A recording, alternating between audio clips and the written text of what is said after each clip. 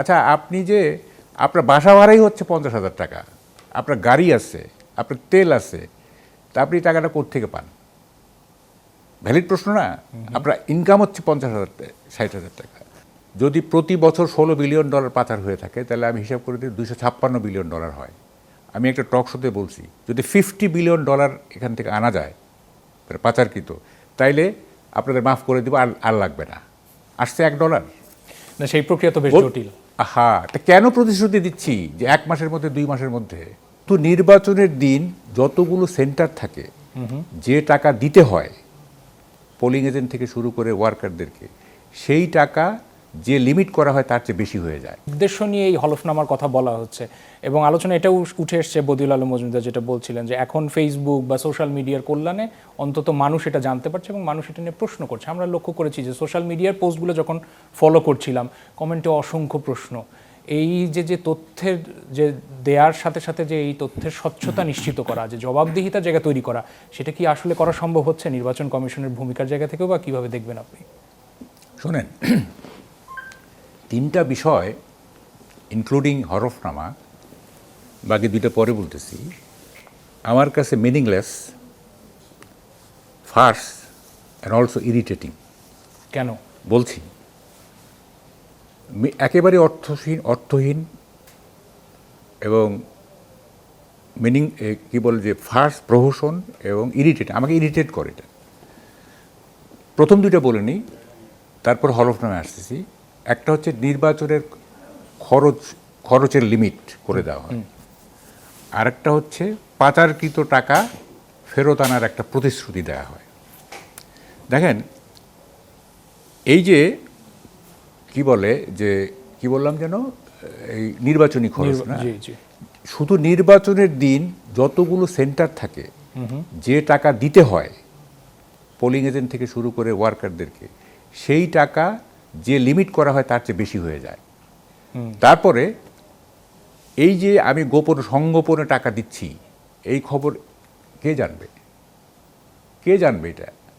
আমি যদি যে লিমিট দেওয়া হয়েছে আমাকে তার চেয়ে ডাবল খরচ করি, ট্রিপল খরচ করি, বোঝার উপায় নাই। না, অভিযোগের একটা জায়গা রয়েছে বলা হচ্ছে, তো যারা প্রতিদ্বন্দ্বী থাকবেন তারা কি অভিযোগ? হ্যাঁ, আমি এমনভাবে খরচ করব, এমনভাবে খরচ কেউ জানবেই না। আচ্ছা, এক, পাচারকৃত টাকা প্রতিশ্রুতি প্রতিবার এরশাদ হাজার হাজার কোটি টাকা হয়েছে। তারপর ফেয়ার ফ্যাক্স একটা বসানো হলো, they found not single penny. এইবার যদি প্রতি বছর $16 বিলিয়ন পাচার হয়ে থাকে, তাহলে আমি হিসাব করে দিই $256 বিলিয়ন হয়। আমি একটা টক শোতে বলছি, যদি $50 বিলিয়ন এখান থেকে আনা যায় পাচারকৃত, তাইলে আপনাদের মাফ করে দিব, আর লাগবে না। আসছে $1। না, সেই প্রক্রিয়া তো বেশ জটিল। হ্যাঁ, তা কেন প্রতিশ্রুতি দিচ্ছি যে 1 মাসের মধ্যে 2 মাসের মধ্যে? কি কারণে? আমি তো জানি আনতে পারবো না। ফার্স্ট না এটা। এবার আসেন হলফনামায়। দেখেন, খুব ইন্টারেস্টিং। একজন লোক দেখালো, একজন ক্যান্ডিডেট দেখালো যে তার বার্ষিক আয় 7 লাখ টাকা বা 8 লাখ টাকা। তাইলে মাসে কত করতেছে? ধরেন যে কত ভাগ দিলে ওই 50-60। তাকে যদি জিজ্ঞাসা করা হয়, আচ্ছা আপনি যে আপনার বাসা ভাড়াই হচ্ছে 50,000 টাকা, আপনার গাড়ি আছে, আপনার তেল আছে, তা আপনি টাকাটা কোত্থেকে পান? ভ্যালিড প্রশ্ন না? আপনার ইনকাম হচ্ছে 50,000-60,000 টাকা। তখন সে কি বলবে যে আমার পার্টি দেয় এটা। ওকে ফাইন, তোমার পার্টি দিচ্ছে, তো তোমার পার্টি যে নির্বাচন কমিশনে যে পার্টির আয় ব্যয়ের হিসাব দেখানো হয়, সেখানে কি এটা যোগ করা হয়? হয় না তো। গেল একটা। সবচেয়ে ইন্টারেস্টিং হচ্ছে আপনার ওই সম্পদের হিসাব। এইটা মানে এত প্রহসন, মানে কি বলবে, আমাকে ইরিটেট করে মারে এটা। কি আছে? অর্জনকালীন মূল্য, ঠিক আছে। তা আবার আমার ওয়াইফের 20 ভরি সোনা আছে, এটা আমার সম্পদ বা আমাদের ফ্যামিলির আছে, তাই না? তো এই অর্জনকালীন সম্পদ, এইটা আমি কিনছিলাম 2010 সালে। তখন সোনার মূল্য কত ছিল, আর সেই সোনা এখন কত হয়েছে? অথবা বাজার মূল্য উল্লেখ করার ব্যাপারে কথা হচ্ছিল, তাই না? আমি 75 সালে একটা জমি কিনছি 10,000 টাকা দিয়ে, সেই জমি এখন 10 কোটি টাকা। আমি কি 10,000 টাকা দেখাবো নাকি? তাই তো হচ্ছে নাকি? মানে এটা একটা প্রপার ভ্যালুয়েশন হয়ে, এটা প্রপার ভ্যালুয়েশন হবে না। আচ্ছা, তারপরে এখানেও কিন্তু একটা ফাঁকি আছে। ফাঁকিটা কীরকম? যেমন ধরেন আমি 2020 সালে 10 ভরি সোনা কিনছি, হ্যাঁ, বা একটা জমি কিনছি, হ্যাঁ।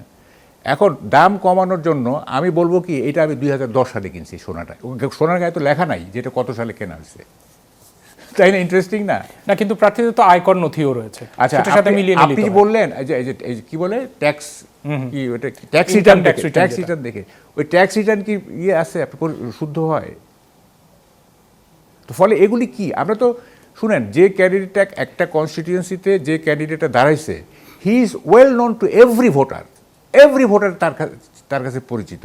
সে কি ব্যবসা করে, সে আসলে দুর্নীতিবাজ কিনা, সে তার মানে বিহেভিয়ারাল প্যাটার্ন কি, তার ইনস অ্যান্ড আউট সব জানে ভোটাররা।